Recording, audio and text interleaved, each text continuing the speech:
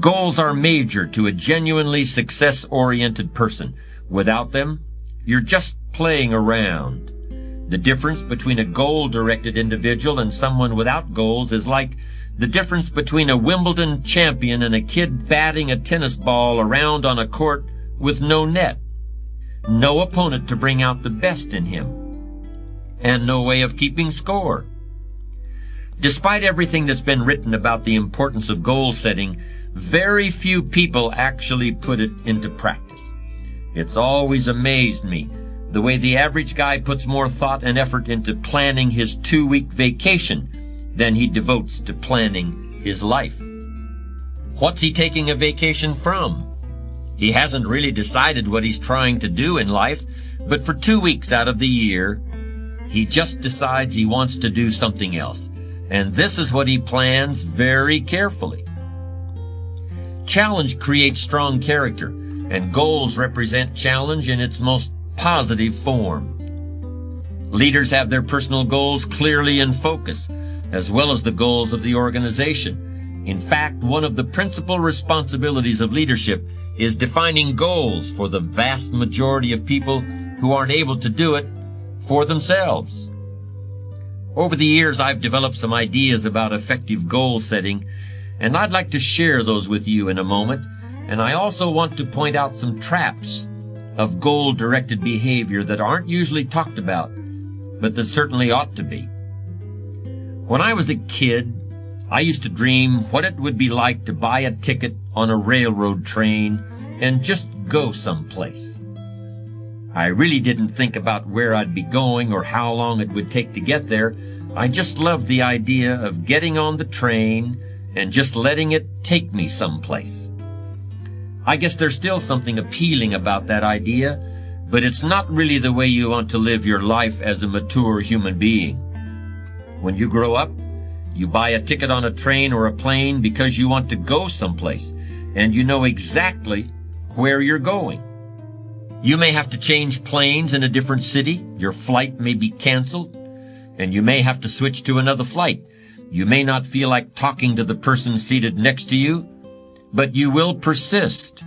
You know where you're headed, and you're quite determined to get there. That's goal-directed behavior in its simplest form.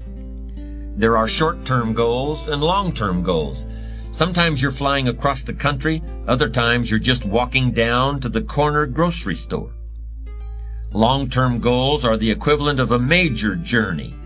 When you reach the point where you've achieved your long-term goals, your life will be fundamentally changed, and the process of getting to that point will transform you into a stronger, wiser, higher-performing person than you are now. How can you identify your long-term goals? On a sheet of paper or in a notebook, write these 5 headings. Number 1, what do I want to do? Number 2, what do I want to be? Number 3, what do I want to see? Number 4, what do I want to have? And number 5, where do I want to go? Now, under each of these categories, write down several possible long-term goals. Be very relaxed about this. Just allow your mind to flow and come up with 3 to 6 ideas for each category. Don't worry about a lot of details at this point, and don't spend too much time describing a particular goal. In category number 1, for example, what do I want to do? Suppose you want to write a book about the history of your family, going back to the arrival of your great-grandparents in the United States. Just quickly jot down family history. Then as you look down the list of categories, it occurs to you that you've always wanted to see the pyramids in Egypt, so you write pyramids. Keep writing down ideas as long as the list of categories continues to inspire you. You'll probably be surprised at some of the things that turn up.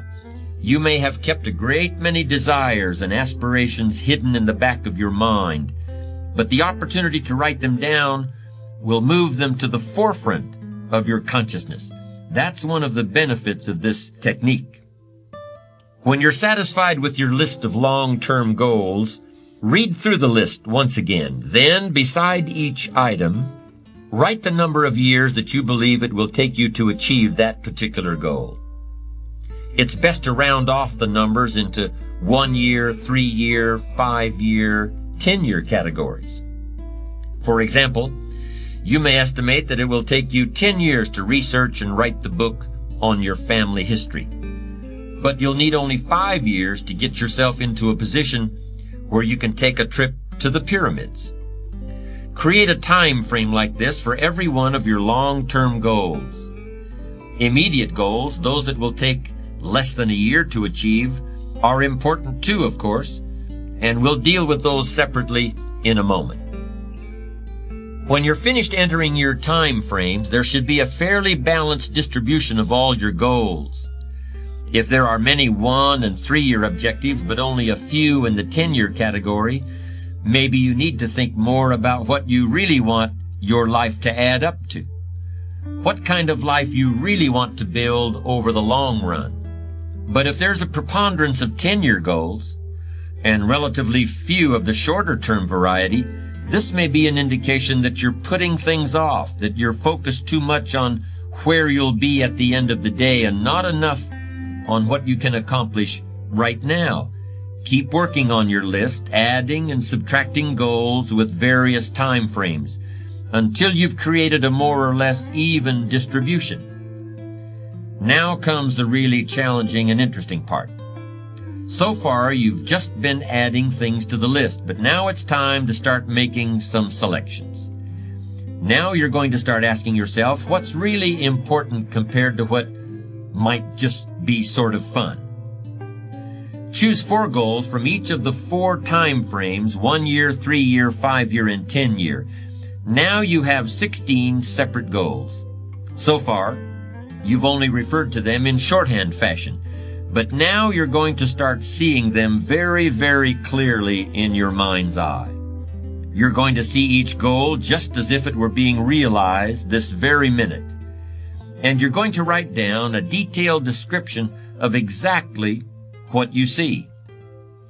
Do you intend to open a handmade furniture store in 3 years? What will the store look like from the street out front? Will there be gold leaf lettering on the windows? Or will there be a sign hanging over the door instead?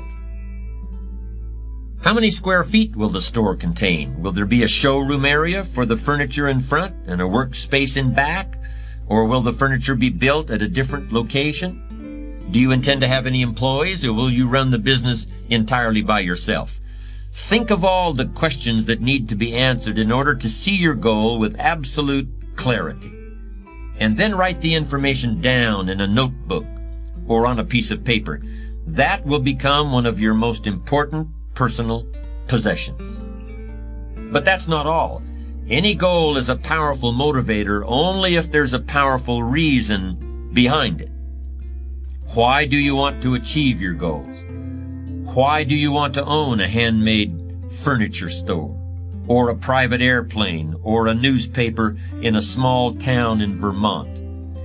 Why do you want to compete in a triathlon, or visit the Australian outback, or be the first woman in your family to earn a PhD? Write down your reasons for wanting each goal in the same degree of detail that you use to write your descriptions. If you can't find a clear and convincing reason for each of your 16 goals, do some serious reevaluating. You may have more whims or pipe dreams than real goals, and now is the time to make that discovery. Keep working on your list until you have 16 clearly envisioned, strongly motivating, long-term goals. Review what you've written at times, and keep track of your progress toward these objectives. Above all, persevere. Goal setting is a very important first step, but goal achievement is a continuous, lifelong process. That's what makes it so challenging. That's also why it's so extremely rewarding to finally attain your long-term goals. With regard to immediate goals, those that require anywhere from a day to a year to achieve, I recommend creating lots of objectives that can be accomplished in a month or less. Write them down. Read what you've written at frequent intervals. Keep track of your progress. And do something often that brings you closer to realizing these very short-term objectives. That way, you'll always have something to celebrate.